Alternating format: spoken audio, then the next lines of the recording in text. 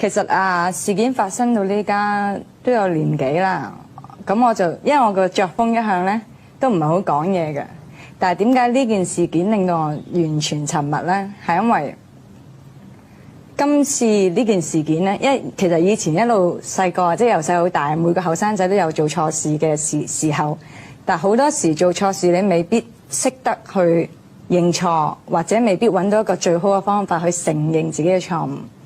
但係今次呢件事件可能因為真係事態太嚴重，而我點解一路選擇沉默？唔係因為驚，或者唔係因為覺得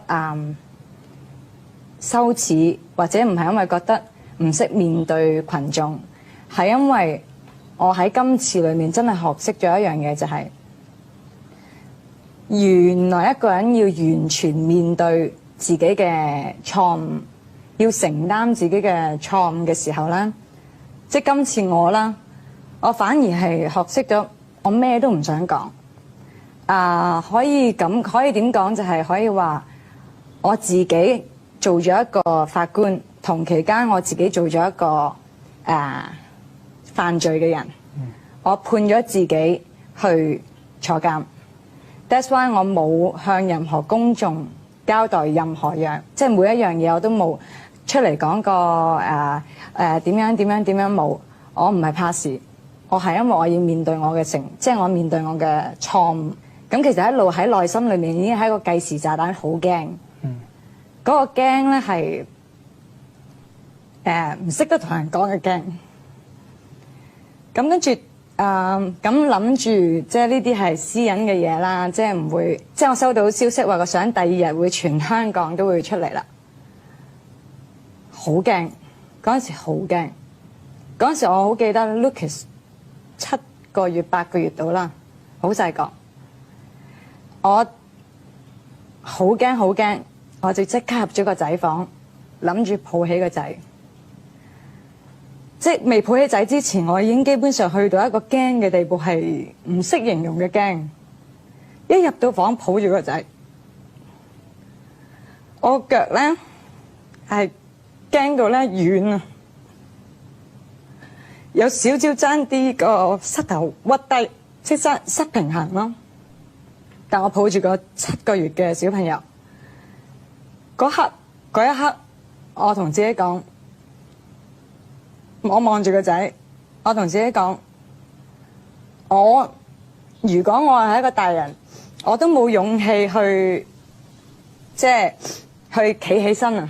冇勇氣去企起身。一個咁無助嘅即係細路仔，7個月、7、8個月都好無助，點得咧？咁我就同自己講唔得，我一定要企起身。之前我以為我自己會即係會癲嘅。但係嗰一刻冇，我同自己講，我為咗個仔，我要企起身。事件發生嗰一日，啱啱報紙出嗰一日就咁啱，我要拍廣告。公司個個都覺得我，同埋個廣告客都覺得我唔會出席嘅。我照拍，好難堪，好難堪。我同自己講都要㗎，你自己做錯事唔就話我唔得啦，我情緒唔好啊，唔拍啊！我照出嚟拍，我預咗一切後果。拍完之後照廣告商個片唔播得啊，俾任何傳媒寫好多嘢，我預晒嘅。但我覺得人就要承擔，因為我知道自己有錯。咁好多朋友啊、屋企人啊、經理人啊，全部都話即係你唔好太過怪責自己啊！你都係受害者，即係唔關你事嘅，你都唔想嘅。其實即係坦白講，好多普通人、正常人都有做過呢啲嘢，只不過你係公眾人物，你係受害者。我同我身邊所有人講，唔係，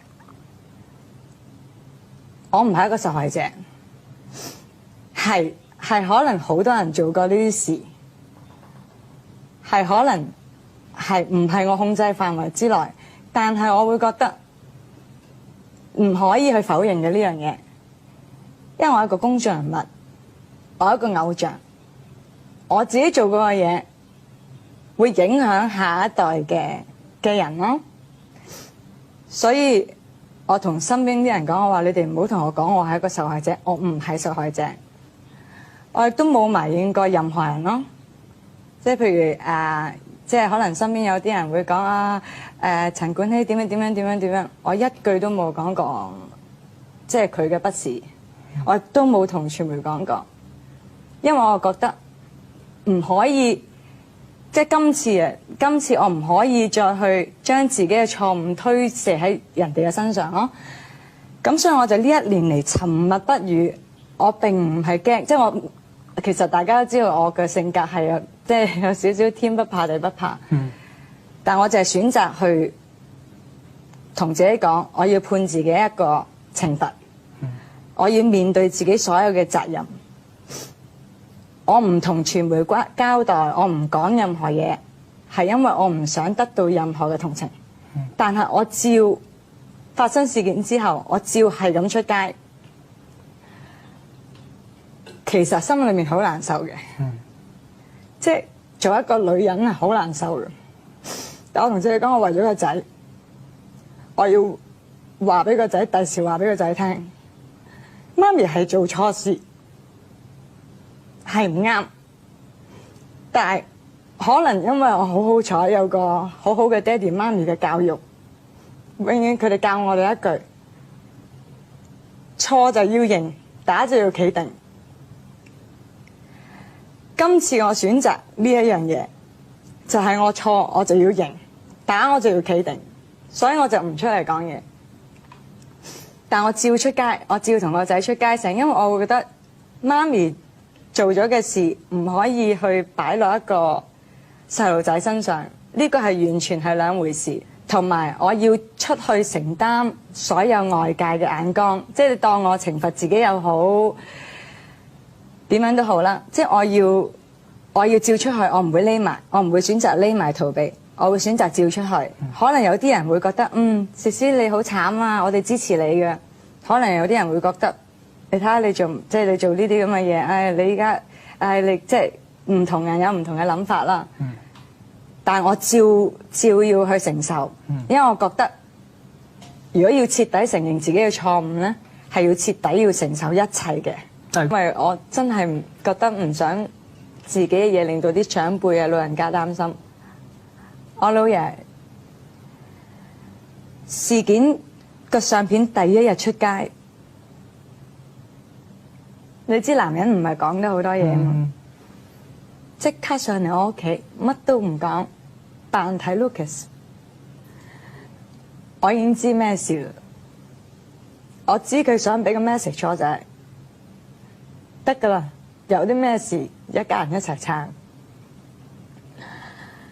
我奶奶，因為其實咁難堪嘅時候，好難咁問個究竟啊，講個究竟。我奶奶又係咩都冇講，送咗個瓷磚公仔俾我，有兩個人喺度嘅，跟住擔住一塊，兩個人抬住一塊荷葉嘅，個公仔刻住風雨同路，一個呢啲公仔啫，就知道即係佢哋想俾我一個咩 message。我老公更加唔使講，乜都冇問過我，淨係同我講一句：得老婆，冇事，有我喺度。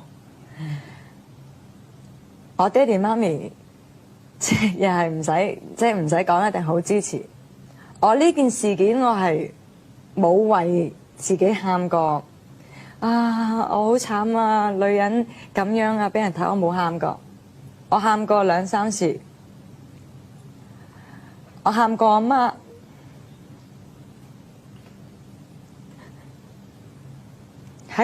打電話俾我就好冇嘢，因為第一我想報喜不報憂，唔想你擔心；第二我知道自己做錯事就唔可以有任何即係好慘啊，唔可以。呢個先係我真正面對懲罰嘅一樣嘢。我阿媽就好傷心，阿女你唔好夾硬死頂啊！我冇事啊，媽咪冇事啊，得㗎啦，我冇事啊。其實邊有阿媽會覺得個女咁樣會冇事啊？我媽同我講一句：